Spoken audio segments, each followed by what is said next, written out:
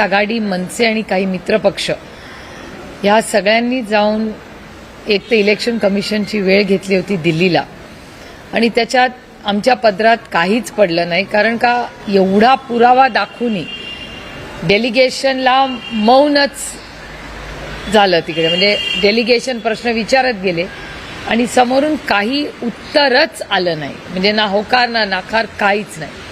त्यामुळे दुर्दैव आहे की इलेक्शन कमिशननी एवढे पक्ष तिथे गेलेले असताना, एवढा एव्हिडन्स नेलेला असतानाही काहीच त्यांच्याकडून आलं नाही. आमच्यासाठी खूप चिंताजनक आणि खूप काळजी करण्यासारखं आहे.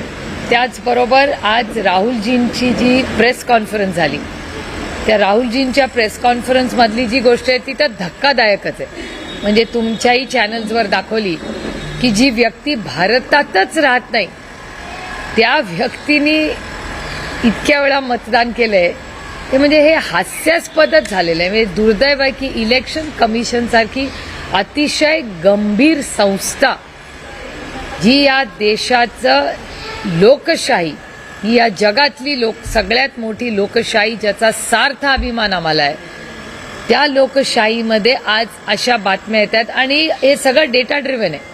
जे राहुलजींची जी प्रेस कॉन्फरन्स आज झाली फाईल एच, तर ती फाईल एच मध्ये डेटा ड्रिव्हन आहे. त्याच्यात माझी विनंती तुम्हाला राहील की तुमच्या सगळ्या बीट्सनी नेहमीप्रमाणे आम्ही आरोप केल्यावर फील्डवर जाऊन हे सगळं व्हेरीफाय करावं.